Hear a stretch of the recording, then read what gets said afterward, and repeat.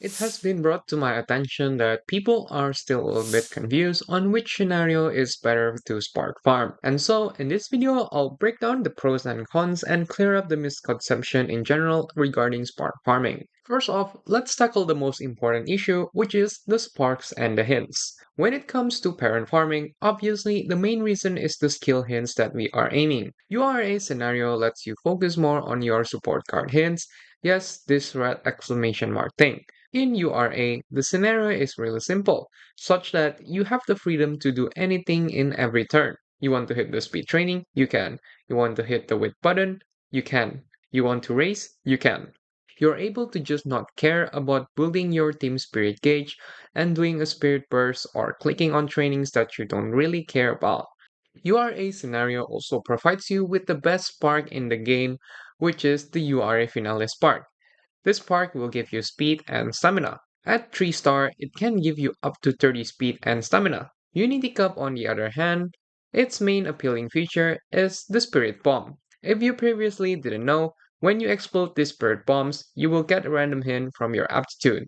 Just keep in mind that the aptitudes needs to be on A for the hint to be given. So let's say I have my Agnes Tachyon here.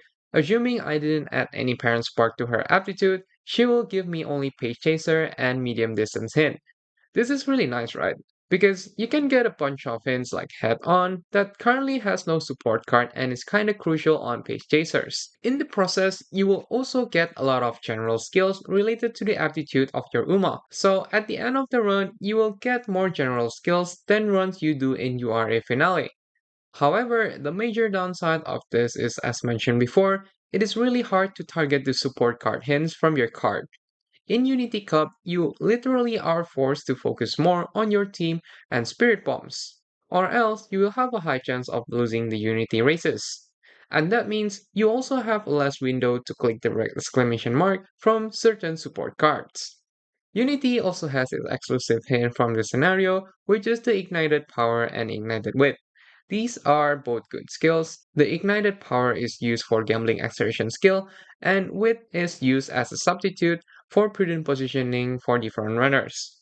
Besides that, this scenario also gives you the Unity Cup Spark, although it is not as preferred compared to URA Finale Spark, as it only gives you power and wit compared to speed and stamina.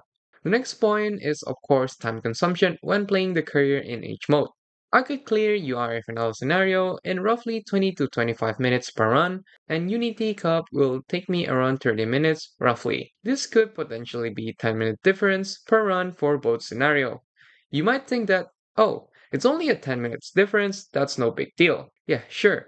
That's only if you do a run once or twice. But as we all know, parent farming is not that easy. You can end up doing tens or even hundreds before you get your perfect parent. This adds up really quickly into your time spent playing the game. Let's also talk about the skill point difference from each scenario. With URA, if you do like 20-ish races, you will end up with 1.7k skill points. With the Unity Cup, if you do the same amount of races, you can end up with 2k skill points. So obviously, Unity Cup will give you more skill points and will let you pick up more skills. However, this is with the assumption that you do the perfect run and you can fit in the races in a Unity Cup, as the runs doesn't always go to the plan in Unity Cup and you cannot force those races in your career, so there's a bit downside in that. Because if you force those races and you lose the Unity Cup race itself, you are missing out on a lot of skill points. A simple fact is, if you lose the Unity final itself, you'll miss out on the 70 skill point given for free at the end of the career. But assuming you are running perfectly and your runs go fine, Unity Cup will end up giving you more skill points in the end. The next talking point is stats of your Uma. When it comes to spark farming, you have a higher chance of landing a 3-star blue spark if your Uma has over 1100 on any stats, which is 10% compared to the 5% if your stat is only 600.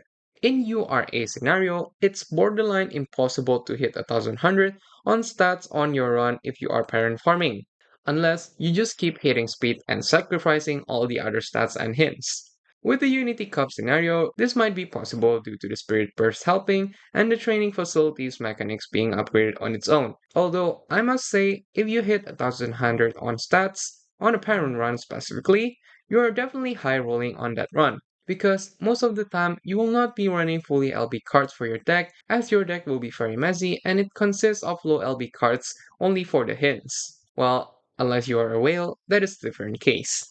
In the end, I don't think stats is a really important deciding factor on choosing which scenario to form on, because you will just aim for 600 stat spread regardless most of the time.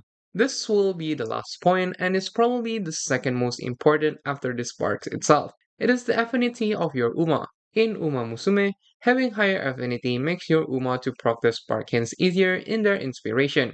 Currently, if your parents and grandparents have the same race as one, it will give you +1 affinity. There are a little bit more details into it.